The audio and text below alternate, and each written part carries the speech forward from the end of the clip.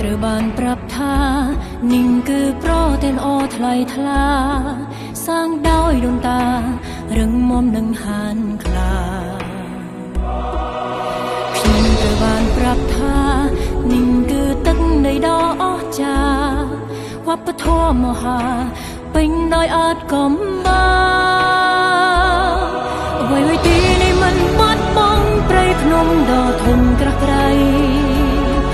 ទន្លេមិនរីករាយបន្តចិញ្ចឹមជីវិតរស់រានគ្រប់យ៉ាងដែលបពាក់បុរសដូនតាបន្សល់យើងនៅតែ